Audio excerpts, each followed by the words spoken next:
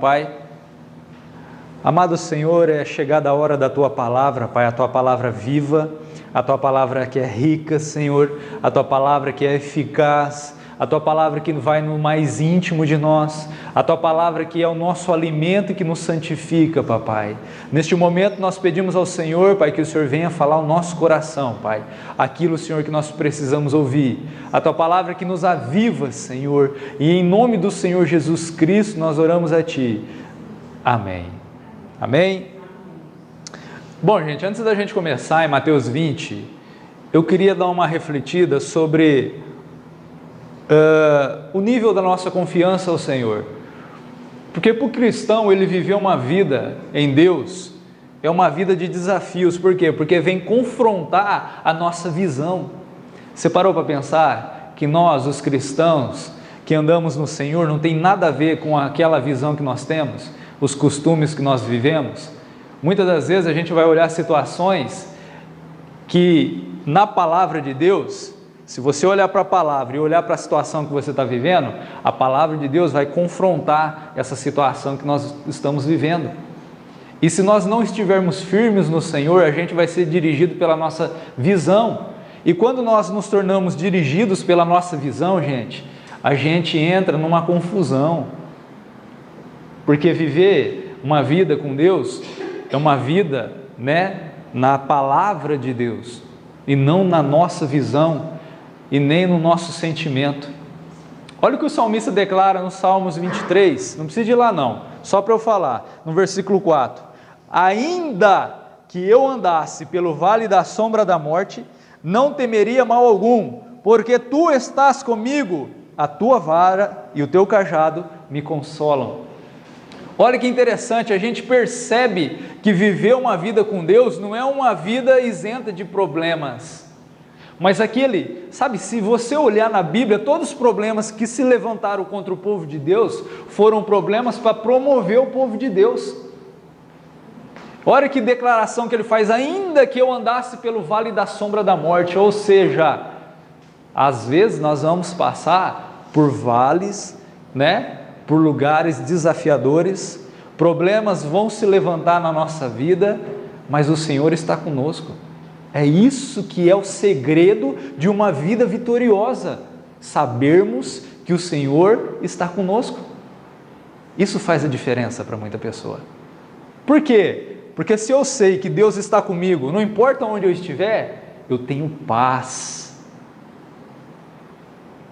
eu tenho conhecimento e firmeza para que eu possa estar de pé, independente de qualquer situação. E a gente percebe na palavra de Deus que Deus não nos livra dos problemas, mas nos livra no meio do problema, no meio do olho do furacão, o Senhor age na nossa vida. Porque também essa atitude de Deus é uma atitude de nos ensinar, Nesses momentos da nossa vida, são momentos em que nós somos lapidados. As experiências com Deus nos torna mais firmes no Senhor. Parou para pensar nisso já? A grandeza de Deus. Por isso que a gente tem que andar pela fé. Amém? Muitas das vezes a gente vai ter razão. Não, mas eu tenho razão, eu vou fazer isso porque eu tenho razão. Mas nós não fomos chamados para viver pela razão, ou para fazermos porque nós estamos certos. Nós fomos chamados para viver pela fé. E muitas das vezes nós vamos ter que dar o braço a torcer, nós vamos ter que nos calar, ainda que nós tenhamos razão, ou ainda que nós estejamos certos. Por quê? Porque quem age é Deus, quem está no controle é Deus. O Senhor nunca perde o controle, Ele nunca. Amém? Ainda que eu andasse pelo vale da sombra da morte, mal nenhum temerei. Mal nenhum temerei. Por quê? Porque o Senhor está comigo. Amém? Glórias a Deus por isso. Gente, se isso entrar no nosso íntimo, se isso grudar no nosso espírito e a gente começar a buscar e praticar uma vida, considerando a presença de Deus, porque a Bíblia diz que nós somos o templo do Espírito Santo de Deus e que o Espírito Santo de Deus habita em nós. Parou para pensar? O Espírito Santo de Deus, ele está em nós. Aonde eu for, Deus está presente. Isso é uma maravilhosa informação, é um privilégio, é o maior privilégio que o ser humano pode ter. É o quê? É a presença de Deus. Somos o templo do Espírito Santo. A presença de Deus está conosco. Mal nenhum temerei, porque o Senhor está comigo. Amém? Amém. Então, a partir de hoje, quando você começar a passar pelo vale da sombra da morte, não olhe para o vale. Lembra-te do seu Deus. Lembra-te que o Senhor está contigo. Não olhe para a circunstância. Lembra-te das palavras do Senhor. Mal nenhum temerei, porque no tempo do Senhor Ele vai agir. No tempo do Senhor Ele vai agir. Amém? Bom, então vamos lá. Vamos em Mateus 20, dando sequência à nossa meditação na palavra de Deus. Aqui em Mateus 20, no capítulo 20, no versículo 1, nós vamos falar da parábola dos trabalhadores na vinha, né? E tem uma palavra aqui que nós vamos começar a ler, nós vamos chegar lá, que me chamou a atenção. Vamos lá, versículo 1 diz assim, gente: porque o reino dos céus é semelhante a um homem, pai de família, que saiu de madrugada a assalariar trabalhadores para a sua vinha, e ajustando com os trabalhadores a um dinheiro por dia, mandou-os para a sua vinha. E saindo perto da hora terceira, viu outros que estavam ociosos na praça, e disse-lhes: ide vós também para a vinha, e dar-vos-ei o que for justo. E eles foram. Saindo outra vez, perto da hora sexta e nona, fez o mesmo. E saindo perto da hora 1/10, encontrou outros que estavam ociosos e perguntou-lhes: por que estáis ociosos todo dia? Disseram-lhe eles: porque ninguém nos assalariou.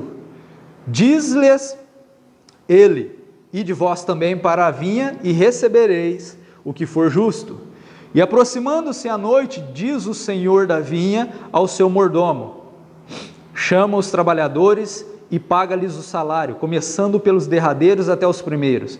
E, chegando os que tinham ido perto da hora 1/10, receberam um dinheiro cada um. Vindo, porém, os primeiros, cuidaram que haviam de receber mais, mas do mesmo modo receberam um dinheiro cada um. E recebendo, murmuravam contra o pai de família. Para aí. Sabe o que me chamou a atenção aqui? Essa palavra aqui, ó. E recebendo, murmurava contra o pai de família. Você já parou para pensar? Eu estava pensando sobre isso, que as pessoas que murmuram, as pessoas que reclamam, não têm tempo de agradecer a Deus, não são agradecidas. Pessoas que só reclamam, pessoas que murmuram, são pessoas que têm grande facilidade de ficar doente. Pessoas que só reclamam e murmuram, só vivem de cabeça baixa e triste. Parou para pensar nisso? Pessoas que murmuram não têm boa visão sobre os negócios, nada dá certo, é pessimista. Pessoa que murmura são pessoas secas. A maioria das pessoas que vivem murmurando, gente, ninguém suporta as pessoas que vivem reclamando. Como é que você fica perto de uma pessoa que só reclama? Sabe, o caráter de um homem, ele é feito pelo aquilo que ele faz. Se você só reclama, você é um reclamão. Eu sou um reclamão, e as pessoas não suportam as pessoas que só vivem reclamando. Ninguém quer ficar ouvindo uma pessoa que só reclama, que tem má visão. Um dia chegou uma pessoa aqui, né? Fazia muito tempo que não chovia. Ai, tá precisando de chover. Realmente, estava precisando de chover mesmo. Gente, deu uma chuva, lavou. Encontrei a pessoa de novo. Ai, choveu, né? Agora sujou tudo o quintal, porque caiu a sujeira do telhado no quintal. Ai, meu Deus. Nunca tá bom. Nunca tá bom. só reclama, murmuração.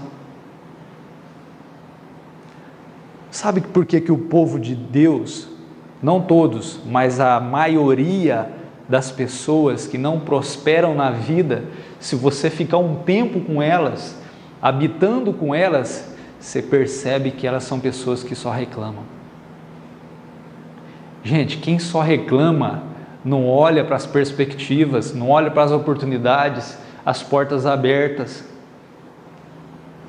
São pessoas secas, não são pessoas que vivem, em gratidão, agradecem a Deus.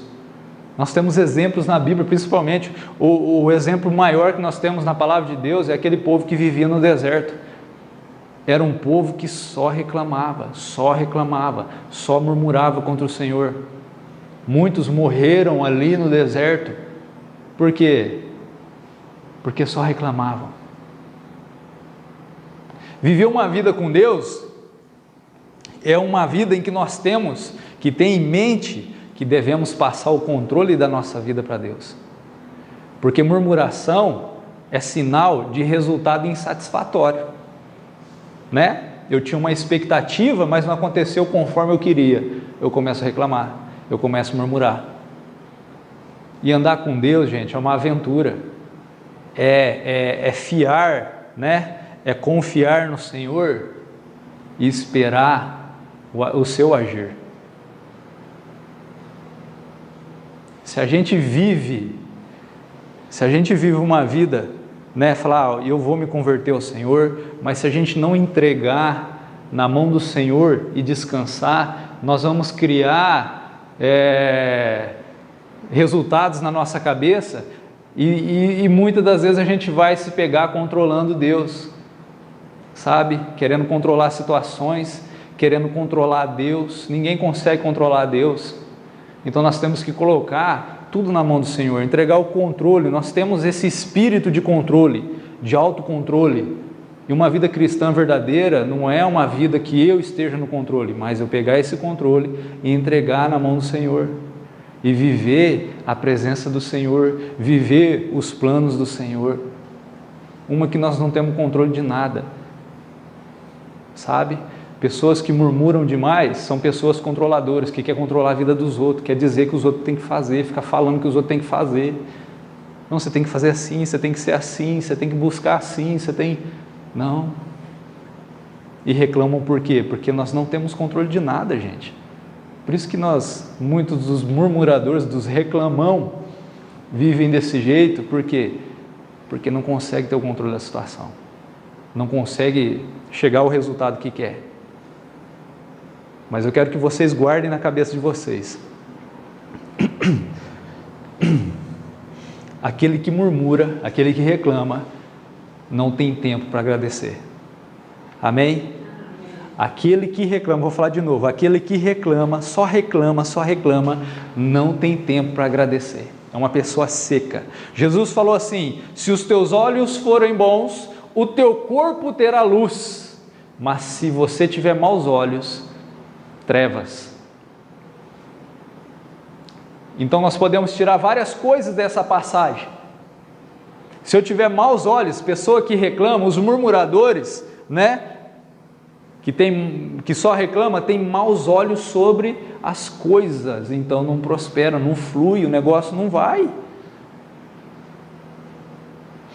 Mas a gratidão é luz para a gente, a gente, eu vou contar um negócio para vocês hoje, como Deus cuida da gente. E esse mês, eu e a Fernanda já entrou no mês com o salário tomado. Não estava com o umbigo roxo, estava roxo inteiro. E mais, a gente já tinha gastado mais que o salário, não é verdade? Nós tínhamos gastado mais do que o nosso salário. Eu falei, agora, hein? Meu Deus, o que vai acontecer? Chegou a fatura do cartão. Gente do céu, esse cartão, o devorador das nossas finanças, não sei esse devorador, viu? Vou tirar o cartão da mão do devorador. Aí o meu telefone tocou. Jones, é a fulano de tal, eu preciso te pagar. Eu tinha feito um serviço faz um tempinho, né? E eu tinha cobrado R$500. E, tô passando aí, eu vou te pagar. Foi lá, me deu o cheque, R$500. Entendeu, gente? Por que isso aconteceu comigo? Porque eu sou pastor, ou porque eu leio a Bíblia, ou porque eu oro, né? Não, porque eu sou filho. Papai viu que eu estava apertado. Papai viu que estava precisando de dinheiro. Então, assim, muitas situações vão acontecer na nossa vida, oportunidade para a gente reclamar. Nós temos que transformar essa oportunidade de reclamar em agradecimento. Senhor, eu sei que Tu está no controle. Ainda que eu passar pelo vale da sombra da morte, eu sei que o Senhor está comigo. A Sua presença é real na minha vida. Eu sei que vai acontecer comigo se eu for fiel a Ti, se eu não arredar um pé da Tua palavra. Da gente, Deus sempre está cuidando da gente. Nunca passamos necessidade. Tá essa mulher aí, do meu lado, que viveu uns perrengues comigo. Nunca passamos necessidade. Nunca nos faltou nada. Faltou? É descansar no Senhor. É descansar no Senhor. Em Judas, vamos lá em Judas.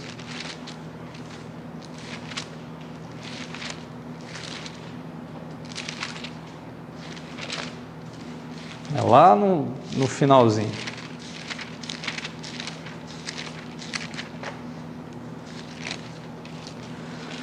Judas 16 diz assim, gente.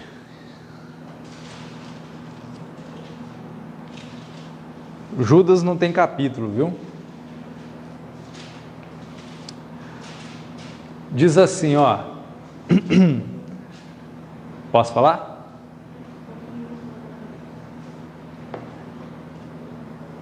Diz assim,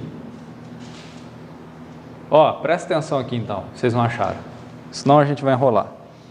Estes são murmuradores, queixosos da sua sorte, andando segundo as suas concupiscências, cuja boca diz coisas muito arrogantes, admirando as pessoas por causa do interesse.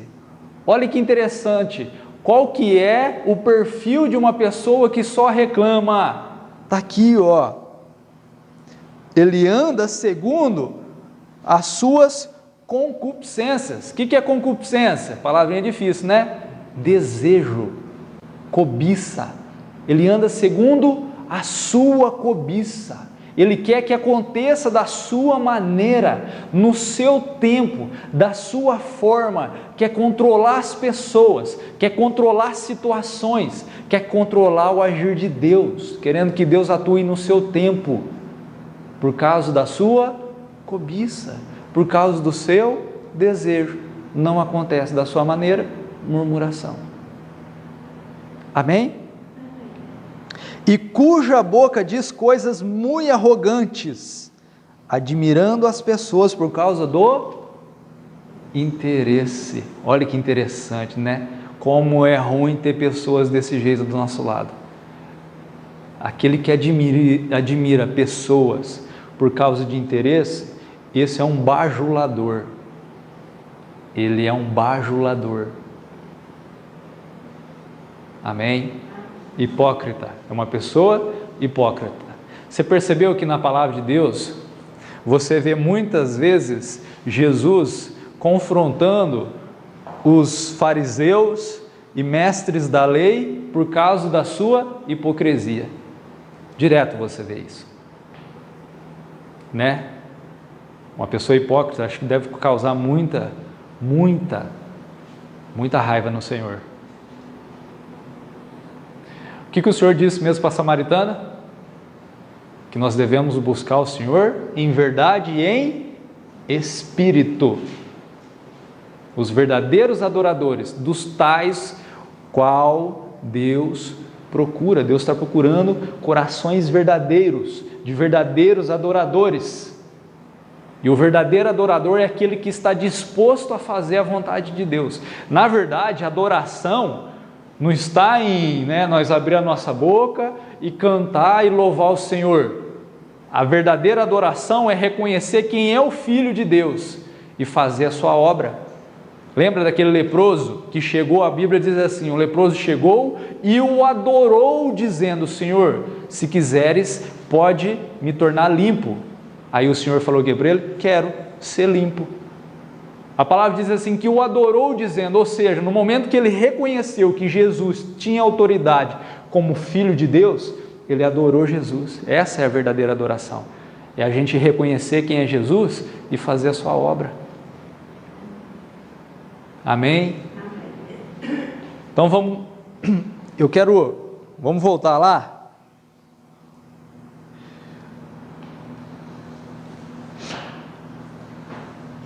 1 Coríntios 10:10 diz assim, gente, só para dar uma... 1 Coríntios 10:10, para dar uma complementada aqui no que nós estamos falando, diz assim: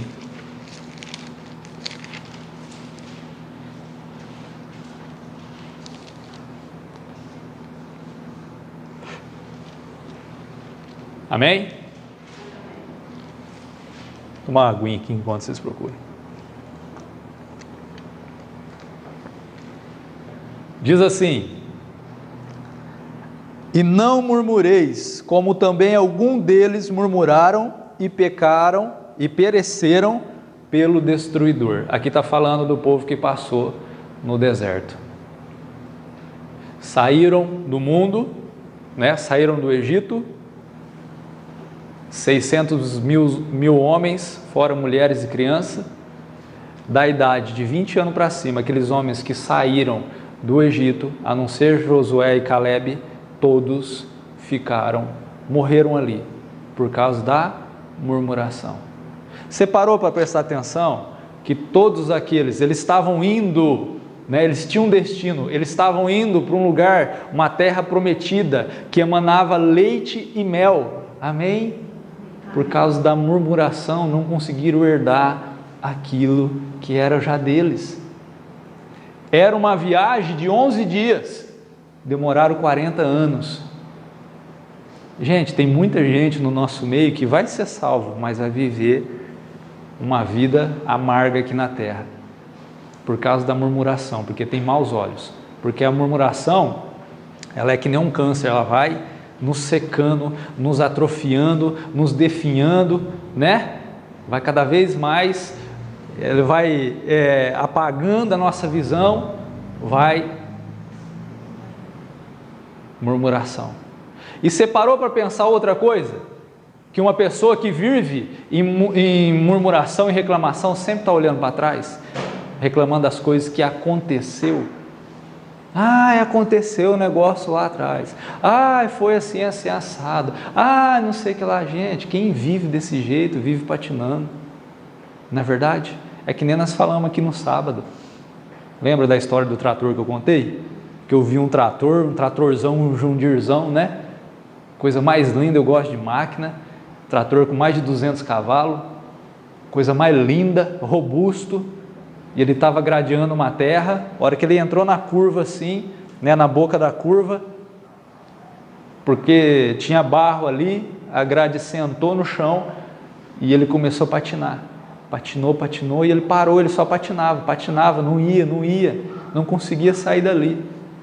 Até que o operador parou de acelerar, desceu, foi lá, desengatou o pino, saiu com o trator.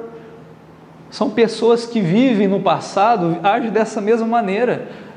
O passado das pessoas que vivem reclamando, olhando para trás do que aconteceu, devem liberar perdão e seguir em diante. Uma coisa que eu tenho para falar, nós não podemos fazer nada para mudar o passado. A gente tem que liberar perdão para as coisas que aconteceram no passado e se apegar em Deus para que possamos tomar posse daquilo que já é nosso. Amém?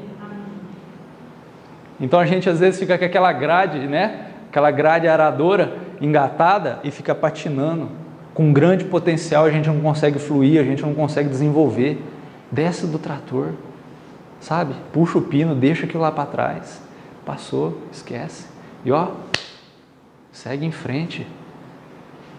Eu acredito que os filhos de Deus, gente, os filhos de Deus são como águias. O problema é que tem muitos filhos de Deus ciscando e bicando no chão, agindo como galinha. A gente foi feito para voar, sabe? A gente foi feito para atingir lugares altos. Muitas das vezes, né, que nem eu tinha falado agora, aparecem situações na nossa vida, oportunidades da gente reclamar por causa do desânimo. Às vezes nós estamos cansados, né? Às vezes Deus tem se estendido um pouco e às vezes não tem respondido a nossa oração, ou não aconteceu o que deveria acontecer, o que nós temos pedido para o Senhor no nosso tempo. Mas tem uma palavra lá em Isaías 40 que diz assim: aqueles que esperam no Senhor renovarão as suas forças. Aqueles que esperam no Senhor terão as suas forças renovadas. Ele nos renova, Ele que nos guarda, Ele que nos...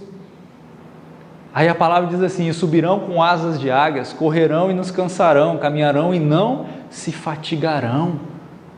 Olha que bênção, gente. Então nós devemos esperar no Senhor, porque no momento da nossa fraqueza, né?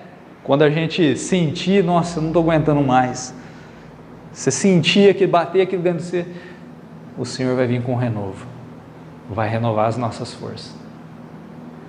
Amém? Eu tenho para falar: não murmure, não reclame. Ah, mas eu só vejo desgraça. Não olhe para a desgraça, mude o foco, mude o seu foco, mude a sua visão. Não existe mágica, gente. Eu não vou passar uma poçãozinha aqui para vocês, ó, toma 2 vezes no dia que vai melhorar o negócio. Não, a gente tem que mudar o nosso foco, parar de olhar aquilo que não está dando certo e começar a focar no Senhor, sabe? Olhar para o nosso Deus que nos criou, que nos conhece. Amém? Que é uma história bem encantadora, que a Bíblia conta, né? A história de José. Quem já ouviu falar da história de José do Egito? José de Deus, né? Deus revelou um sonho para José. Olha o que esse menino passou. Ele foi vendido pelos irmãos por causa de inveja, foi para uma terra estranha, longe da sua família. Deus começou a honrá-lo porque você percebe que ele não murmurou. Aí na casa de Potifar, ele foi colocado como gerente geral. A mulher de Potifar colocou os olhos em José, queria, né, ter relação com José. José: ainda que eu passasse pelo vale da sombra da morte, o Senhor está comigo. José sabia das promessas de Deus, porque revelou o sonho para ele lá atrás. José falou assim: não vou trocar a presença de Deus, a bênção de Deus, por um momento de prazer, né?